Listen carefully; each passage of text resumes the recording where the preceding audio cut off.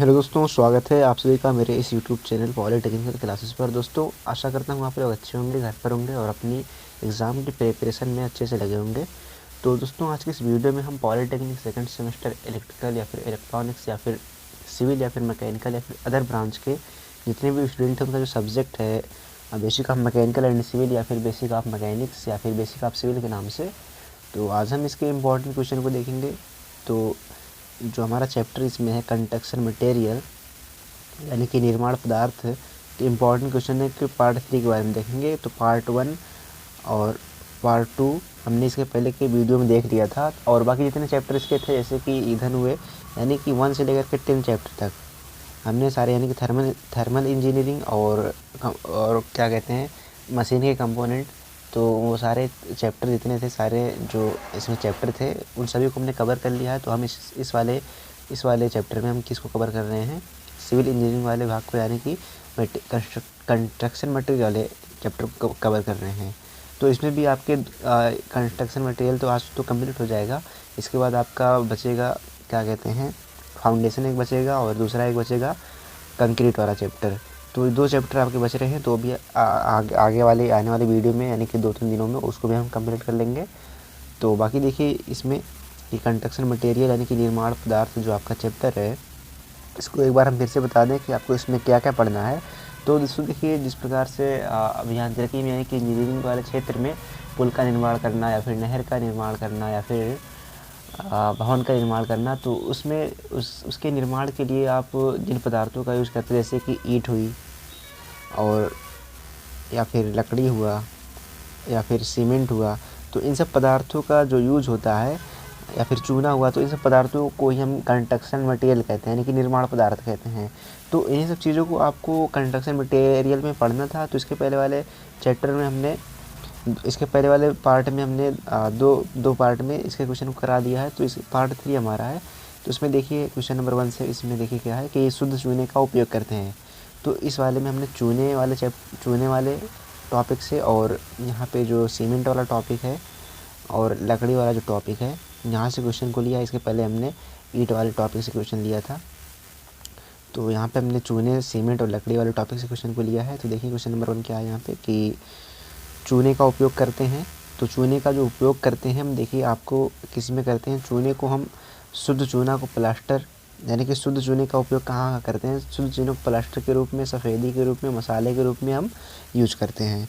तो दोस्तों देखिए, आपसे क्वेश्चन इस प्रकार से पूछा जा सकता है कि शुद्ध चूने का उपयोग हम कहाँ करते हैं। तो आपको शुद्ध चूने का उपयोग बताना, प्लास्टर में करेंगे, सफ़ेदी में करेंगे, मसाले में करेंगे। तो आशा करता हूँ यहाँ तक आपको समझ में आया होगा। और अगर वीडियो अच्छी लगे तो वीडियो को लाइक करते चलिए, और अगर आप चैनल पर नए हैं तो चैनल को सब्सक्राइब कर लें और बेल आइकन को प्रेस कर दें ताकि कोई भी वीडियो की नोटिफिकेशन आपसे छूट ना पाए। तो देखिए क्वेश्चन नंबर 2 क्या है यहाँ पे कि जलीय चूने का यूज़ करते हैं। तो जलीय चूने का यूज़ किस में करते हैं, आपको बता दें। यहाँ पे जो हमने लिखा है कि पानी के भीतर कार्यों में, नींव में, फर्श में, मोटी दीवारों की चिनाई में। तो जो जलीय चूना होता है वो उसको हम पानी के भीतर कार्यों में भी करते हैं। नींव, जैसे हमें किसी घर का फाउंडेशन करना है, नींव बनाना है, तो उसमें करते हैं, फर्श में करते हैं, मोटी दीवारों की चिनाई में भी हम जलीय चूने का यूज़ करते हैं। तो शुद्ध चूना और जलीय चूना का यूज़ आपको अच्छे से समझ में आ गया होगा। तो अगर एग्ज़ाम में आपसे पूछ लेता है कि नींव या फर्श या फिर पानी के भीतर कार्यों में किस चूने का यूज़ करते हैं, ऑप्शन में दे देगा शुद्ध चूना या फिर जलीय चूना या फिर 2-3 चूने का नाम और दे देगा, तो उसमें आपको जलीय चूना यूज़ करना, जलीय चूने पर टिक लगाना होगा। तो मतलब क्वेश्चन को आप दोनों तरीके से याद करिए कि जलीय चूने का यूज़ कहाँ करते हैं या फिर शुद्ध चूने का यूज़ कहाँ करते हैं, ताकि एग्ज़ाम में क्वेश्चन छूटने ना पाए। देखिए क्वेश्चन नंबर 3 क्या है कि निर्दोषता परीक्षण किस यंत्र से किया जाता है। तो निर्दोषता परीक्षण आपको बताना है किस यंत्र से करते हैं। तो देखिए निर्दोषता परीक्षण एक क्या है, एक चूने का परीक्षण किया जाता है कि चूना मतलब जो चूना है अच्छा है कि नहीं है, तो उसके कुछ गुणों का पता लगाया जाता है, तो उसी को हम निर्दोषता परीक्षण कहते हैं। तो निर्दोषता परीक्षण देखिए किस यंत्र के द्वारा हम करते हैं, आपको बताना है। तो ऑप्शन यहाँ पे दिया गया है ली चैटलियर उपकरण, ऑप्शन बी दिया गया है मापी यंत्र उपकरण, ऑप्शन सी दोनों, या फिर ऑप्शन डी इनमें से कोई नहीं। तो बता दें दोस्तों आपको, देखिए जो निर्दोषता परीक्षण होता है वो आपका ली चैटली उपकरण के द्वारा किया जाता है, यानी कि ली चैटली उपकरण के द्वारा हम निर्दोषता परीक्षण करते हैं। किसका, चूने का करते हैं। तो आशा करता हूँ यहाँ तक आपको समझ में आया होगा। बाकी बढ़ते हैं क्वेश्चन नंबर 4 की तरफ। क्या है देखिए, सीमेंट की खोज कब और किसने की?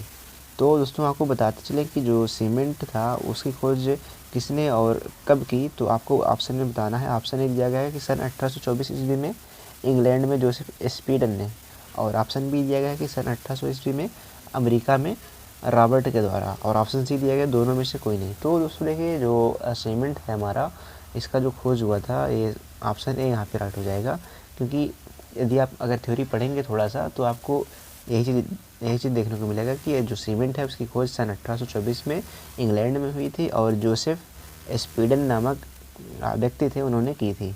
मतलब व्यक्ति थे कहने का मतलब इस एक प्रकार से क्या कहते हैं, जो घर वर का निर्माण नहीं करते मिस्त्री, तो इसी प्रकार से भी थे जोसेफ स्पीडन। तो इन्होंने भैया जो है इंग्लैंड में ये रहते थे और 1824 में इन्होंने सीमेंट की खोज कर दी थी। तो अब आगे चलिए बढ़ते हैं क्वेश्चन नंबर 4 की तरफ। आशा करता हूँ यहाँ तक समझ में आया होगा। तो देखिए क्वेश्चन नंबर 4 क्या है कि सीमेंट का नाम पोर्टलैंड सीमेंट किस जगह से पड़ा? तो जो सीमेंट है हमारा उसका नाम देखिए पोर्टलैंड सीमेंट एक आता है, तो उसका नाम किस जगह से पड़ा आपको बताना है। ऑप्शन ए दिया गया अमेरिका के नाम पर, ऑप्शन बी दिया गया इंग्लैंड के एक स्थान पोर्टलैंड के नाम पर, या फिर ऑप्शन सी इंग्लैंड के नाम पर, option D none of this. तो दोस्तों देखिए जो इसमें ऑप्शन हो जाएगा, ऑप्शन है अमेरिका के नाम पर तो नहीं होगा और इंग्लैंड के नाम पर नहीं होगा। क्यों? क्योंकि इंग्लैंड में देखिए इसकी खोज हुई थी, पर किस स्थान के नाम पे पड़ा? वो था इंग्लैंड के एक स्थान जिसका नाम पोर्टलैंड था। मतलब ये जो सीमेंट था पोर्टलैंड स्थान नाम का था, वहाँ पे सीमेंट पाया गया, तो उसी स्थान के नाम से इस सीमेंट का नाम क्या पड़ा गया कि पोर्टलैंड सीमेंट रखा गया। तो इसीलिए क्वेश्चन नंबर 4 का यहाँ पे ऑप्शन बी इसका राइट आंसर हो जाएगा। और बाकी बढ़ते हैं क्वेश्चन नंबर 5 की ओर। क्या है कि अभियांत्रिकी कार्यों में सबसे अधिक यूज होने वाला सीमेंट है। तो देखिए अभियांत्रिकी कार्यों में सबसे अधिक यूज होने वाला सीमेंट आपको बताना है। ऑप्शन ए दिया गया साधारण पोर्टलैंड, ऑप्शन बी दिया गया सफ़ेद सीमेंट, ऑप्शन सी दिया गया रंगीन सीमेंट, और ऑप्शन डी दिया गया प्राकृतिक सीमेंट। तो देखिए सीमेंट आपका कई प्रकार से होता है। सफ़ेद, जैसे यहाँ पे हमने 4 सीमेंट के नाम लिखे, तो और भी सीमेंट होते हैं जैसे कि कपास मतलब क्या कहते हैं, जो हमारा कपास नहीं होता है तो उसके द्वारा जो सीमेंट बनाया जाता है वो भी एक प्रकार का सीमेंट होता है। यानी कि धान की भूसी की सीमेंट होती है, या फिर सफ़ेद सीमेंट होती है, या फिर प्राकृतिक सीमेंट होती है, या फिर जलसा सीमेंट होती हैं। तो इस प्रकार से सीमेंट कई प्रकार की होती हैं। तो यहाँ पे हमने क्वेश्चन आपसे पूछा है कि अभियांत्रिकी कार्यों में सबसे अधिक यूज होने वाला सीमेंट कौन सा है। तो अभियांत्रिकी मतलब समझ रहे हैं कि इंजीनियरिंग के क्षेत्र में, तो इंजीनियरिंग के क्षेत्र में हम साधारण पोर्टलैंड जो सीमेंट होती है उसका यूज सबसे अधिक करते हैं बजाय सफ़ेद सीमेंट के और प्राकृतिक सीमेंट के और रंगीन सीमेंट के। तो यहाँ से इसका जो ऑप्शन हो जाएगा क्वेश्चन नंबर 5 का ए हो जाएगा। और बाकी बढ़ते हैं क्वेश्चन नंबर 6 की ओर। क्या है कि निम्न में से कौन सा सीमेंट प्रायोगिक स्तर पर इस्तेमाल होता है? तो देखिए प्रायोगिक स्तर पर इस्तेमाल होने वाला सीमेंट आपको बताना है। ऑप्शन में दिया गया धान की भूसी की सीमेंट, ऑप्शन बी प्राकृतिक सीमेंट, ऑप्शन सी जलसा सीमेंट, ऑप्शन डी सफ़ेद सीमेंट। तो देखिए प्राकृतिक सीमेंट का भी हम यूज बहुत कम करते हैं, मात्रा में करते हैं, क्योंकि ये बहुत कम मात्रा में पर्याप्त होता है, तो इसीलिए इसका यूज हम प्राकृतिक सीमेंट का यूज बहुत कम करते हैं। सफ़ेद सीमेंट का यूज़ जैसे कि संगमरमर में हुआ, जैसे कि टाइल्स लगाना हुआ तो उन सब जगहों पे करते हैं। और जलसा सीमेंट का यूज़ जैसे कि समुद्री जगहों पे, जैसे मान लीजिए पावर हाउस बनाना हुआ, मतलब क्या कहते हैं पावर लाइट लगाना हुआ जो समुद्र में लगी नहीं रहती है, या फिर कोई समुद्री कार्य करना हुआ, तो उस जगह पे हम जलसा सीमेंट का यूज़ करते हैं। और इसमें हमने पूछा है कि प्रायोगिक स्तर पर कहाँ पे करते हैं। तो यहाँ पे जो धान की भूसी की सीमेंट है, देखिए इसका हम प्रायोगिक स्तर पर यूज करते हैं। और जो धान की भूसी की सीमेंट बनाई जाती है ये काफ़ी सस्ती होती है। और हमारे जो भारत देश है, आपको पता है कि भारत देश एक कृषि प्रधान देश है, तो यहाँ पे धान भूसी की सीमेंट की मतलब प्रचुर मात्रा आपको मिल जाएगी। तो इसका जो यूज अभी मतलब बहुत खास यूज इसका नहीं हो रहा है, मतलब केवल इसका प्रायोगिक स्तर पर यूज हो रहा है, व्यापारिक स्तर पर इसका यूज अभी नहीं हो रहा है। तो इसीलिए यहाँ पे धान की भूसी की सीमेंट का जो यूज है वो प्रायोगिक स्तर पर ज़्यादा हो रहा है। तो इसीलिए यहाँ पे ऑप्शन है इसका सही हो जाएगा क्वेश्चन नंबर 6 का। और बढ़ता हूँ क्वेश्चन नंबर 7 की ओर। क्या है देखिए कि प्रकाष्ठ या इमारती लकड़ी किसे कहते हैं। तो प्रकाष्ठ या इमारती लकड़ी आपको बताना है किसे कहते हैं। तो देखिए जो भवन, ऑप्शन ए हमने लिखा कि जो भवन तथा अन्य अभियांत्रिकी कार्यों में प्रयोग करते हैं, या फिर ऑप्शन बी जो जलाने में ईंधन के रूप में यूज़ करते हैं, और ऑप्शन डी दोनों में, और ऑप्शन ऑप्शन डी इसमें नन ऑफ दीज, इनमें से कोई नहीं।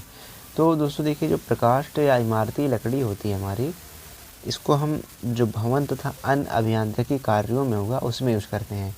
जलाने वाले में हम क्या कहते हैं, ईंधन वाली लकड़ी को यूज करते हैं, जैसे कि पतझड़ हुआ, या फिर जो डाल की ठहनियाँ वहनियाँ होती हैं, तो उन सब चीज़ों का हम जलाने वाली लकड़ी में यूज़ करते हैं। बाकी जो क्या कहते हैं, भवन और अभियांत्रिकी कार्य हुआ, इंजीनियरिंग वाले कार्य सारे हुए, जैसे पुल बनाना हुआ या फिर और कुछ कार्य हुए, तो उसमें हम प्रकाष्ठ या इमारती लकड़ी का यूज़ करते हैं।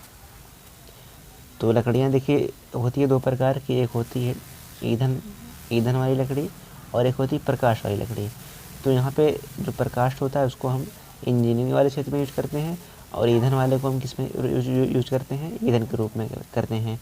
तो बढ़ते हैं क्वेश्चन नंबर 8 की तरफ। यहाँ तक आपको समझ में आया ही होगा। देखिए बहिर्जात या बहिर्मुखी वृक्ष है।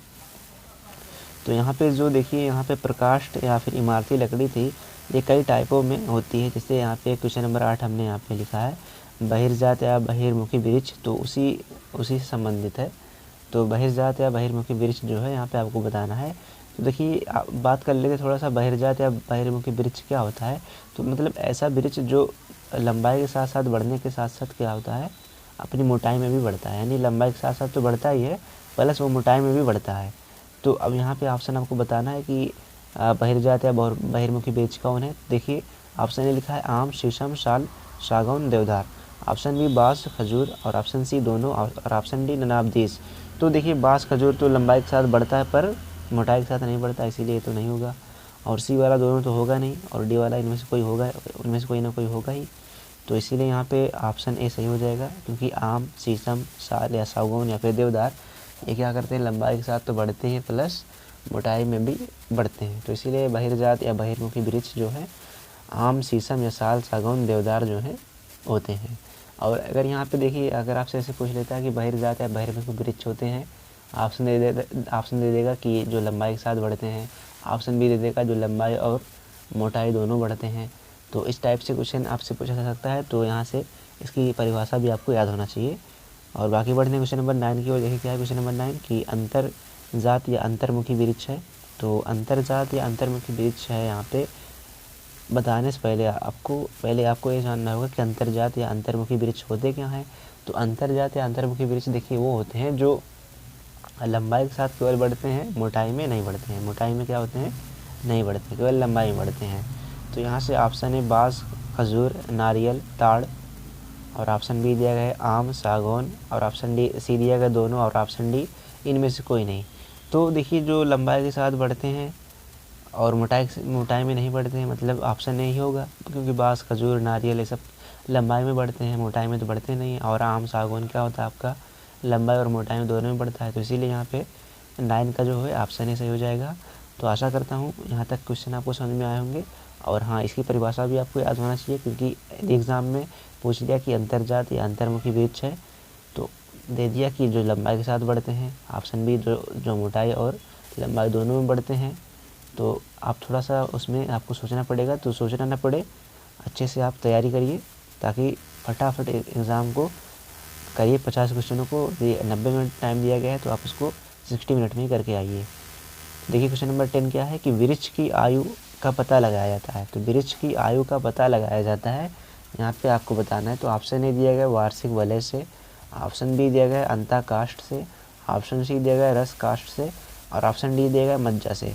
तो वृक्ष की आयु का पता लगाया जाता है, यहाँ पे आपको बताते चलें। तो देखिए यहाँ पे जो ऑप्शन ए है वार्षिक वलय से पता लगाया, मतलब देखिए वार्षिक वलय क्या होता है आपको बता दें। जब वृक्ष को हम काटते हैं इस प्रकार से, तो यहाँ पे जो ऐसे हल्का हल्का ऐसे गोल गोल होता है ढेर सारा, तो यही क्या होता है, ऐसे होता है ना, तो यही वार्षिक वलय होता है। तो इन्हीं को हम गिन करके वृक्ष की आयु का पता लगा लेते हैं कि वृक्ष कितना पुराना है, फिर कितना मतलब कितना पुराना वृक्ष है, तो उसका हम ऐसे उसकी आयु का पता लगा लेते हैं। बाकी यहाँ पे अंतः काष्ठ अलग चीज़ होता है, और रस काष्ठ अलग चीज़ होता है, मज्जा अलग चीज़ होता है वृक्ष का।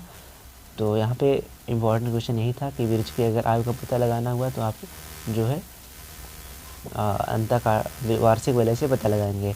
तो यहाँ तक क्वेश्चन हमने इसमें जितने हमको इम्पॉर्टेंट क्वेश्चन यही इतने लगे, और बाकी हमने इसके पहले की वीडियो में बता दिया है पार्ट 1 पार्ट 2 करके। तो अगर आपने अभी तक नहीं देखा है तो जा कर के देख लीजिए।